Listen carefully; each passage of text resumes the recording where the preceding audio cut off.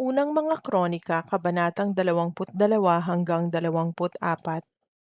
Sa mga kabanatang ito, mababasa natin ang mga sumusunod. Mga paghahanda para sa pagtatayo ng templo, ang gawain ng mga Levita, ang listahan ng mga Levita. Unang mga Kronika, ika-22 kabanata, mga paghahanda para sa pagtatayo ng templo. Sinabi ni David, dito itatayo ang templo ng Panginoong Yahweh. Dito rin ilalagay ang altar ng mga susunuging handog para sa Israel. Iniutos ni David na magtipon ng lahat ng mga dayuhan sa Israel at inatasan niya ang ilan sa mga ito na maging tagatapyas ng mga batong gagamitin sa itatayong templo ng Diyos. Naganda siya ng maraming bakal para gawing pako at pang-ipit sa mga pintuan at nag-ipon din siya ng tanso na sa sobrang bigat ay hindi na matimbang. Napakaraming tabla at trosong sedar ang dinala ng mga taga-Sidon at taga-Tiro. Sinabi ni David, "Napakabata pa ng anak kong si Solomon at wala pa siyang karanasan. Dahil dito'y iahanda ko ang lahat ng kailangan sa ipatatayo niyang templo ni Yahweh. Kailangan ito'y walang kasing ganda upang ito'y matanyag at hahangaan ng buong daigdig." Naganda nga si David ng napakaraming kagamitan bago pa siya namatay. Ipinatawag niya ang anak niyang si Solomon at sinabi, "Ipagtatayo mo ng bahay si Yahweh, ang Diyos ng Israel." Sinabi niya rito, "Anak, matagal ko nang binalak na magtayo ng templo upang parangalan ang aking Diyos na si Yahweh. Ngunit sinabi niya sa akin na marami na akong napatay at napakaraming hinarap na labanan. Dahil sa bahid ng dugo sa aking mga kamay, hindi niya ako pinayagang magtayo ng templo para sa kanya. Ngunit ipinangako niyang pagkakalooban niya ako ng isang anak na lalaki. Mamumuhay ito ng payapa at hindi gagambalain ng kanyang mga kaaway habang siya'y nabubuhay. Tatawagin siyang Solomon sapagkat bibigyan ko ang Israel ng kapayapaan at kapanatagan sa panahon ng kanyang paghahari. Sinabi pa niya sa akin, siya ang magtatayo ng templo para sa akin. Magiging anak ko siya at ako'y magiging ama niya. Patatatagin ko ang paghahari ng kanyang angkan sa Israel magpakailanman. Sinabi pa ni David, "Samahan ka nawa ng iyong Diyos na si Yahweh. Tuparin nawa niya ang kanyang pangako na pagtatagumpayin ka niya sa pagtatayo ng templo para sa kanya. Bigyan ka nawa ng Diyos mong si Yahweh ng karunungan at pangunawa upang pagharian mo ang Israel ayon sa kanyang kautusan. Magtatagumpay ka kung susundin mong mabuti ang mga utos at tuntuning ibinigay ni Yahweh kay Moises para sa Israel. Magpakatatag ka at lakasan mo ang iyong loob. Huwag kang matakot ni panghinaan man ng loob. Sinikap kong magtipon ng lahat ng kailangan sa pagpapatayo ng templo ni Yahweh. Nakaipon ako ng may 3,500,000 kilong ginto at humigit kumulang sa 35 milyong kilong pilak. Ang tinipon kong tansot bakal ay hindi na kayang timbangin dahil sa sobrang bigat. Nakahanda na rin ang mga kahoy at batong kailangan. Dagdagan mo pa ang mga ito, marami ka ng manggagawa, mga tagatapyas ng bato, mga kantero, mga karpintero, at lahat ng uri ng napakaraming manggagawa na eksperto sa ginto, pilak, tanso at bakal. Simulan mo na ngayon ang gawain at tulungan ka nawa ni Yahweh. Inatasan ni David ang mga pinuno ng Israel na tulungan si Solomon. Sabi niya, "Kayo ay patuloy na pinapatnubayan ni Yahweh. Hindi niya kayo iniiwanan, kaya nagtatamasa kayo ng kapayapaan saan mang lugar. Niloob niyang malupig ko ang mga dating naninirahan sa lupaing ito. Sila ngayon ay alipin ninyo at ni Yahweh, kaya paglingkuran ninyo si Yahweh ng buong puso't kaluluwa. Simulan na ninyo ang pagtatayo ng santuario niya upang madala na roon ang kabanang tipan ni Yahweh at ang lahat ng sagradong kagamitan para sa pagsamba sa Kanya." Unang mga Kronika, ika-23 kabanata, ang gawain ng mga Levita. Nang matandang-matanda na si David, ginawa niyang hari ng Israel ang anak niyang si Solomon. Tinipon ni David ang mga pinuno ng Israel, ang mga pari at ang mga Levita. Ang mga nabilang na Levita mula sa gulang na 30 taon pataas ay 38,000. Ang mga inatasan sa pangangalaga at paglilingkod sa templo ay 24,000. Ang ginawang mga opisyal at mga hukom ay 6,000 at 4,000 ang kinuhang mga bantay sa pintuan. Ang magpupuri kay Yahweh sa saliw ng mga instrumentong ginawa ni David ay 4,000 rin. Pinagtatlong pangkat ni David ang mga Levita ayon sa tatlong anak ni Levi na sina Gershon, Kohat at Merari.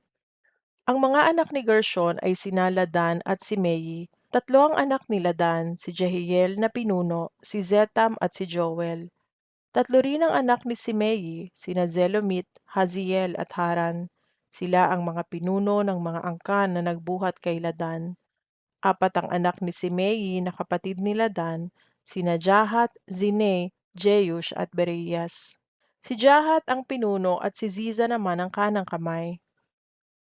Kakaunti ang mga anak na lalaki ni Jeush at Bereyas, kaya't pinagsama na sila at ibinilang na iisang angkan.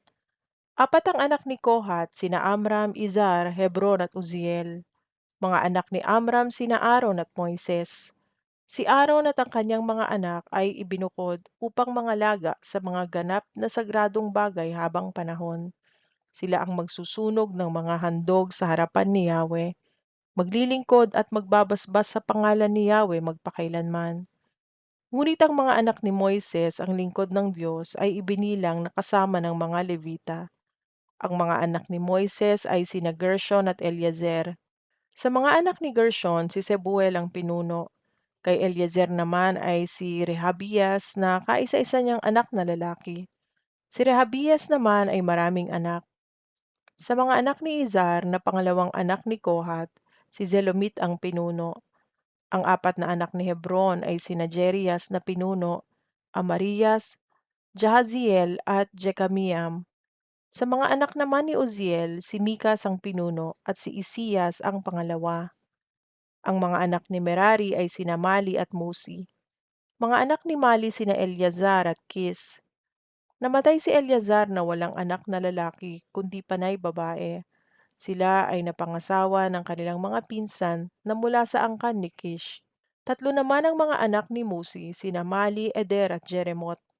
Ito ang bumubuo sa lipi ni Levi ayon sa angkan at sambahayan. Bawat isa mula sa edad na 20 pataas ay katulong sa paglilingkod sa templo ni Yahweh. Sinabi ni David, binigyan na ni Yahweh na Diyos ng Israel ng kapayapaan ng kanyang bayan, at maninirahan na siya sa Jerusalem magpakailanman. Dahil dito'y hindi nabubuhati ng mga Levita ang tabernakulo at ang mga kagamitan sa paglilingkod dito. Iyan ang dahilan kaya ipinapalista ang mga Levita mula sa gulang na 20 pataas. Sila'y tutulong na lamang sa mga paring mula sa angkan ni Aaron sa paglilingkod sa loob ng templo ni Yahweh. Sila ang mangangalaga sa mga bulwagan, mga silid, mga sagradong kasangkapan at iba pang mga gawain sa templo ng Diyos. Sila rin ang tutulong sa paghahanda ng tinapay na panghandog, ng harinang panghalo sa mga panghandog, ng manipis na tinapay na walang pampaalsa, mga nilutong handog at ng harinang hinaluan ng langis. Tutulong din sila sa pagtakal at pagsukat ng mga handog. Umaga't hapon naharap sila kay Yahweh upang magpuri at magpasalamat. At kung may handog na susunugin sa mga araw ng pamamahinga, pista ng bagong buwan at mga takdang kapistahan, ayon sa bilang at patakarang ipinag-uutos sa harapan ni Yahweh sa lahat ng panahon. Ang mga Levita nga ang mga ngalaga sa toldang tipanan at sa dakong banal, at tutulungan nila ang mga paring kamag-anak nila sa lahat ng paglilingkod sa templo ni Yahweh. Unang mga kronika, ika-24 na kabanata, ang gawain ng mga pari. Ito ang mga pangkat ng mga angkan ni Aaron. Ang mga anak niya ay sina Nadab, Abihu, Eleazar at Itamar. Sina Nadab at Abihu ay naunang namatay kaysa kay Aaron at wala silang anak, kaya sina Eleazar at Itamar lamang ang naging mga pari. Sa tulong ni Zadok na anak ni Eleazar at ni Ahimelech na anak ni Itamar, ang mga kabilang sa angkan ni Aaron ay hinati ni David sa mga pangkat at binigyan ng kani-kanilang tungkulin. Marami ang pinuno ng mga sambahayan sa angkan ni Eleazar kaysa kay Itamar. Kaya sa 24 na pangkat, 16 ang napili mula sa angkan ni Eleazar at 8 naman ang kay Itamar. Pinili sila ni David sa pamamagitan ng palabunutan, sapagkat maging sa angkan ni Eleazar at ni Itamar ay may mga tagapangasiwa sa loob ng dakong banal at may mga tagapanguna sa pagsamba. Si Simaiyas na anak ng Levitang si Netanel ang naglista ng mga pangalan at ginawa niya ito sa harapan ng hari. Nasaksihan din ito ng mga prinsipe, ni Zadok na pari, ni Ahimelek na anak ni Abiatar, at ng mga pinuno ng angkan ng mga pari at Levita. Isang sambahayan ng mga pari ang inilista sa panig ni Eleazar at isa rin kay Itamar. Ito ang pagkakasunod-sunod ng paglilingkod mula sa una hanggang sa ika-24 na pangkat ayon sa palabunutan. Jehoiarib, Jedaiyas, Harim, Seyorim, Malakiyas, Mihamin, Hakos, Abias, Jeshua, Sekanias, Eliasib, Hakim, Hupa, Jesebeab, Bilga, Imer, Hezer, Afses, Petaya, Hazakwel, Hakin, Gamul, Delayas, Maasiyas. Ito ang kaayusan at takdang panahon ng paglilingkod nila sa templo ni Yahweh ayon sa itinatag ng kanilang ninunong si Aaron, gaya ng utos sa kanya ni Yahweh ang Diyos ng Israel. Ang listahan ng mga Levita. Ito ang iba pang mga pinuno ng mga angkan sa lipi ni Levi. Si Subael sa angkan ni Amram at si Jehediah sa angkan ni Subael. Si Isiyas na isang pinuno sa angkan ni Rehabias, si Zelomot sa angkan ni Isharita, at si Jahat sa angkan ni Zelomot. Sina Jerias, Amarias, Jahaziel at Jekamiam sa angkan ni Hebron. Si Mikas sa angkan ni Uziel, si Samir sa angkan ni Mikas, si Isiyas na kapatid ni Mikas, at si Zacarias sa angkan ni Isiyas. Sina Mali at Musi sa angkan ni Merari, si Beno sa angkan ni Jaaziyas, sina Beno, Soham, Zakur at Ibri, mga anak ni Jaaziyas sa angkan ni Merari. Si Mali ay may dalawang anak, sina Eleazar at Kish. Si Eleazar ay walang anak, ngunit si Kish ay mayroong isang anak, si Jeramiel. Sina Mali, Eder at Jerimot ay mga anak ni Musi. Sila ang mga angkan ng mga Levita. Ang mga ito tulad ng mga kamag-anak nila mula sa angkan ni Aaron ay nagpalabunutan din, maging sila'y pinuno ng sambahayan o hindi. Sinaksihan ito ni Haring David, sina Zadok at Ahimelek at ng mga pinuno ng sambahayan ng mga pari at mga Levita.